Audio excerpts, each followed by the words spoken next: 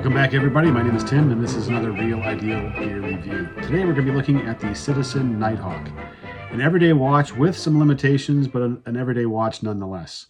A larger quartz eco drive movement makes this watch an easy grab and go. It's something that I use quite frequently when it comes down to just grabbing a watch and changing it out for a variety of reasons. However, there are limitations on how I would use this watch. Pay attention at the end of the video to see what the recommendations are for this watch. But without further ado, let's get going with the review. That was kind of a cool rhyme. Let's go through the 5 things I typically go through with a watch review, which are size, fitment, finish, accuracy, and then legibility and lume. So first of all, size. This is a larger watch. It's a broad watch, left to right or across your wrist. It's tall. It has both of the crowns for the internal bezel at the 8 o'clock position, and also the regular crown at the 3 o'clock position. Because they're opposite each other, make the watch even wider on the wrist. So keep that in mind, that this is a very wide watch. It's also a tall watch, which means that the profile off the top of your wrist, it sticks out quite a ways. Combine that with a mineral crystal over the dial, and you set yourself up for a watch that potentially is a scratch magnet on the dial itself or on the crystal. So be careful, be watchful of that when it comes down to it. To me, that's a disappointment. If you're going to have a watch that tall, put a sapphire crystal on there, minimize the scratching, and keep the legibility and just the overall look of the watch up. The fitment wise, it's a great bracelet. This is one of the best bracelets that are out there, and I think part of it is because it just happens to fit my wrist when it comes down to the clasp. So if you look at the clasp, there are 3 positions but only 2 adjustments out of that clasp. Why are there only 2 adjustments? Because you're using one already. I go through this every time I talk about clasps, but there are 3 holes there, but one of the holes is being used. So therefore you only have 2 other adjustments that can be made. So I'm fortunate that this bracelet fits me as well as it does, and it's a disappointment that you only have 3 adjustment holes on this clasp. It is, however, a milled clasp, so that grants some durability to this. It's also a pin link system on the bracelet, so be careful how you take the link on and off. Just be watchful of how the pin comes out and put the pin back in the same direction that it came out. The overall finish, it's a brushed bracelet. So as far as scratches go, minimizing scratches, but remember that mineral crystal on top is going to be a scratch magnet.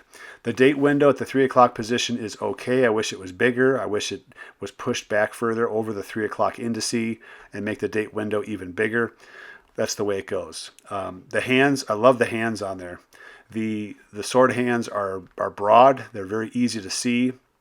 The GMT hands, which are basically 2 opposite ends of the same hand that turn around the dial. Great finishing job. One is red, one is white. The GMT dial itself is compressed into 2 halves overlaid on top of each other, so it only takes up half of the inner part of the dial.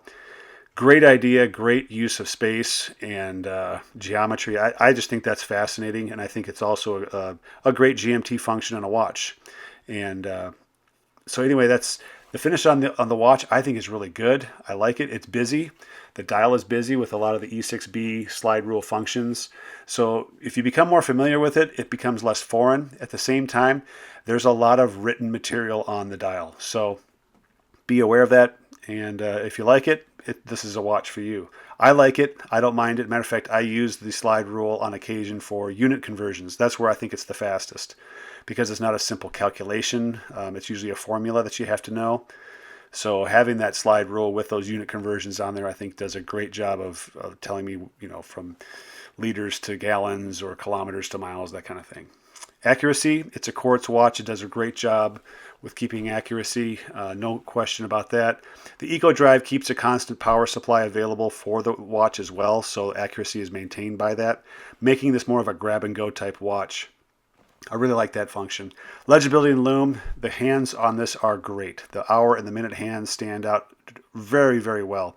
So as far as seeing what the time is, you can absolutely see what the time is during the daylight hours. The 12 and the 6 o'clock indices stand out as well. So orienting the watch in low light or even nighttime conditions is great. The disappointment really is the lume on the indices. The indices just don't stand the entire night like the hour hand and the minute hand do. So that's a disappointment for me. I wish they'd have made at least the 12 and the 6 have a better lume, that would have been even better for orienting the watch at night. But the hands do a great job. The hour hand and the minute hand are just fine all through the night.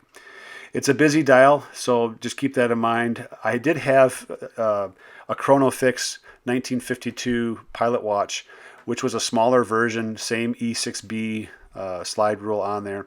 And one comment I want to make is the smaller that dial gets, the more everything gets compressed. So the fact that this is a larger dial really does help in making sure that you can see and read all of the different features of the slide rule. So that much I really appreciate, and I think that's something to keep in mind with any kind of watch, like a flight watch that has that information. Go for the larger dial. You won't be disappointed. Good comments overall.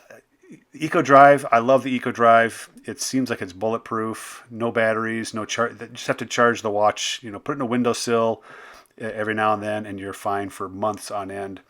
If it does go to a low charge mode, you'll notice the second hand will skip every other second, so it'll be every 2 seconds the second hand will move.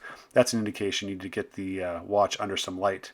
It's a good grab and go watch. I use it for work. I'm just real cautious about where I work with it, making sure that I don't get a lot of, potential for scratching on that mineral crystal. It's a tall watch. It sticks up off the wrist, so keep that in mind. I think it's a great looking watch overall.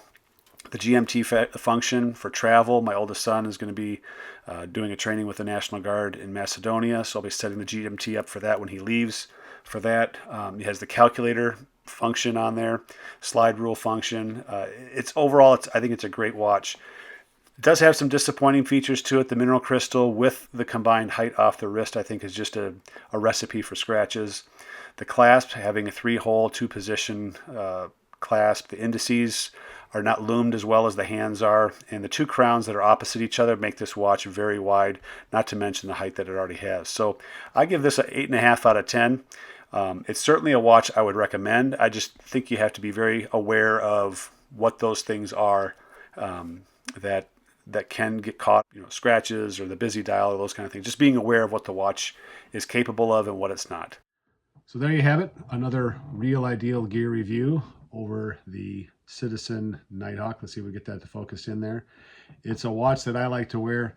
It's a watch that is almost an everyday wearer for me, with the exceptions of those things that were listed in the review. So I appreciate your time. If you have any questions or comments, please leave them down below. If you have any ideas for future watch reviews or just comments in general, I have so far, I think, responded to everybody that has left a comment that I can at least understand. There have been a few that I scratch my head. I'm not exactly sure what you're trying to say. Let's have fun with this channel. So again, my name is Tim. This is another Real Ideal Gear Review. We'll see you next time.